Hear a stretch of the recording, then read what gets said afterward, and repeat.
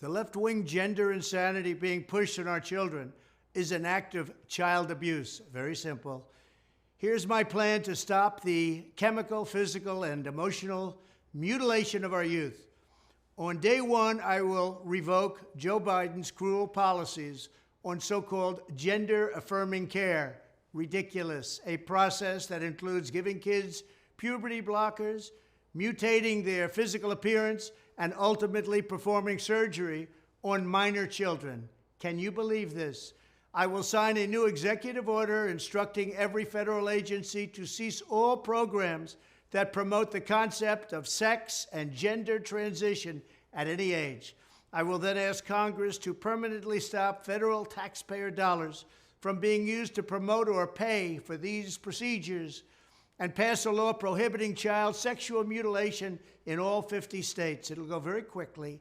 I will declare that any hospital or healthcare provider that participates in the chemical or physical mutilation of minor youth will no longer meet federal health and safety standards for Medicaid and Medicare and will be terminated from the program immediately. Furthermore, I will support the creation of a private right of action for victims to sue doctors who have unforgivably performed these procedures on minor children. The Department of Justice will investigate Big Pharma and the big hospital networks to determine whether they have deliberately covered up horrific long-term side effects of sex transitions in order to get rich at the expense of vulnerable patients, in this case, very vulnerable.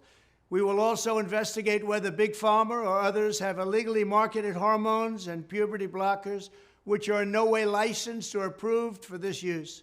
My Department of Education will inform states and school districts that if any teacher or school official suggests to a child that they could be trapped in the wrong body, they will be faced with severe consequences, including potential civil rights violations for sex discrimination and the elimination of federal funding. As part of our new credentialing body for teachers, we will promote positive education about the nuclear family, the roles of mothers and fathers, and celebrating rather than erasing the things that make men and women different and unique.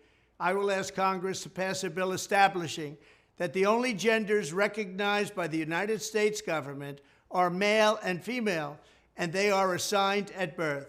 The bill will also make clear that Title IX prohibits men from participating in women's sports, and we will protect the rights of parents from being forced to allow their minor child to assume a gender which is new and an identity without the parent's consent. The identity will not be new, and it will not be without parental consent.